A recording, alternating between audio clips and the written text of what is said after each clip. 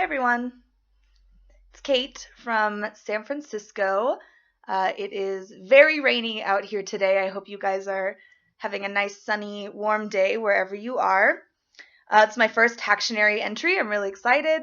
I thought I would embrace the theme of douchebaggery that we've been giving you guys from the DeYoung. And the first one was Rothko's douchey friends from Julian. Then came Adrian's douchey bosses, and I'm going to bring you douchey military guys today. So let's do it. Yeah. The object we're talking about is this sword. I don't know if you can get a good view of it. It's absolutely beautiful in person. It's in the American Gallery in the second floor of the DeYoung. I usually use it as a meeting place when I send our guests out into the gallery to self-explore, or if they're doing some kind of game, I'll be like, oh, just come meet me here back at this super shiny, pretty sword with diamonds in it. It's got diamonds all over the hilt, which I had never seen outside of a king's sword or something. So I thought it was pretty cool. The placard underneath it says that this sword was a gift to a Frederick Funston for leading the 20th Kansas Infantry in the Philippines-American War. He was famous for capturing this guy named Emilio Aguinaldo, who was the first president of the Philippines. And the people of Kansas were so stoked that he did this that they made this fancy sword for him. It's made by Tiffany and Company and gifted it to him. The placard also mentions that he was a commander in the Presidio during the 1906 earthquake and fire. As we know, the placards don't always tell you the entire story. So that's what I'm here to do, and we'll see how you feel about the sword afterwards. To start, we got to talk about the Philippine-American War. I didn't even know that this was a war. I don't know how that makes me look. But just to share with everyone, the Philippine-American War was a direct result from the Spanish-American War. So the United States was like, okay, Spain, we don't like that, you have kings and you're a tyranny and you're taking over the world with your imperialist ways. We want democracy to reign in the world, so we want you to leave the Philippines. But, don't give them democracy. Yes, we want to still be in charge of the Philippines. So we were basically doing the exact same thing that Spain was doing to the Philippines, but calling it democracy. The Filipinos were obviously not super stoked about this. They were ready for democracy now. We wanted to exploit them for a couple more decades before they could do so.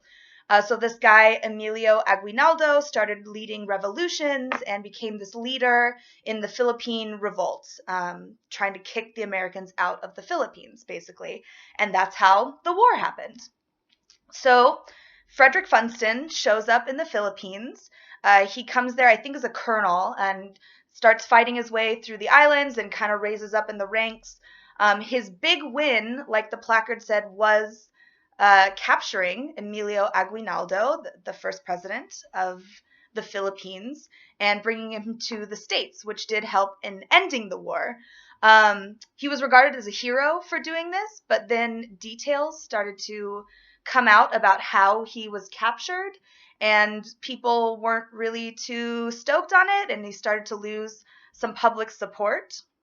So how he captured Emilio is actually really cool. Interesting, not cool. Funston was hanging out with this group of people called the Macabebes, which were Filipino soldiers, but who were like American sympathizers. They wanted America to win. Funston was like, okay, cool, we're going to pretend that the Macabebes are Filipino army revolutionaries, that they're working with Aguinaldo. And we're going to pretend to be your American prisoners so that we can infiltrate his camp. So they send this forged document to Aguinaldo saying hey, we're this army, we have these American prisoners, can we meet you somewhere? Aguinaldo's like, sure, come on into the jungle, I'm hiding out from the Americans, but here's where I am, just come find us. Funston and his men head into the jungle, but they're apparently really bad at directions because they get lost and they run out of food. They send another letter to Aguinaldo telling them like, hey, we're starving, we don't know what to do. Aguinaldo sends some of his men with a bunch of food to be like, okay, we'll take care of you and make sure you treat the Americans well. That was very clear in his orders, that the American prisoners were to be treated as guests rather than prisoners. They finally meet up with Aguinaldo. Funston and his men reveal who they really are, and they capture everyone in the camp. They take Aguinaldo as prisoner and take him back to the United States. People start hearing about this and how he was captured, and they're kind of like, that wasn't cool. He was trying to be really nice to you. You totally tricked him. All's fair in love and war, I guess, but like that wasn't cool of us. So popularity or support for the Philippines-American War started to decrease. Funston then takes it upon himself to like rally the public support, and he goes on this tour of the United States giving speeches about why you should be supportive of this war. But he does it in a super Donald Trumpy type way, meaning he's horribly racist. He's an asshole. He's a bully. He's bragging about the atrocities of war like it was nothing. In his speeches, he regularly talks about how he strung up hundreds of Filipinos without trial and how that was okay. He promotes torture and massacres and all these just horrible things, saying like, oh, well, they're savages, so it's fine. Like, that's what we're supposed to be doing. These speeches do not go over well, shockingly. Even in the early 1900s, people were like, again, that's not cool of us. The most prominent like anti-supporter of this is Mark Twain, who's he's my spirit animal, I feel like. Mark Twain, anti-imperialist. He's like, this is bullshit. We're supposed to be Americans. We're supposed to be all about giving democracy to people, but we're controlling this country that we have nothing to do with. It's dumb. He hears about General Funston, and he writes a piece called A Defense of General Funston, which is very ironic because in this piece, he just talks about how everything that Funston has done is totally indefensible. It's just horrible. He's just a horrible person.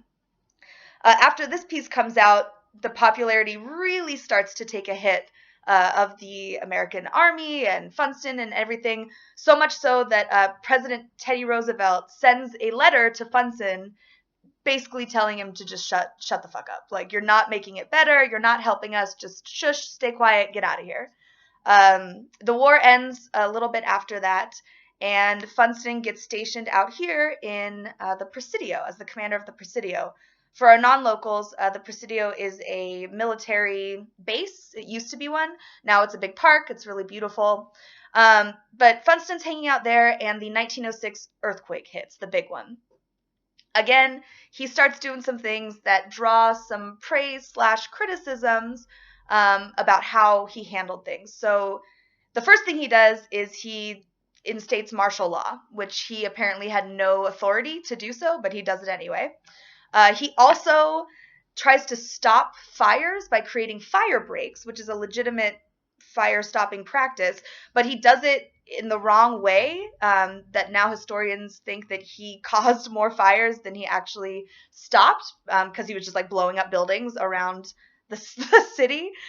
He also gave his permission to shoot looters on sight for anyone, civilian soldiers. If you saw a looter, you could shoot them on sight. Like, it was okay by him.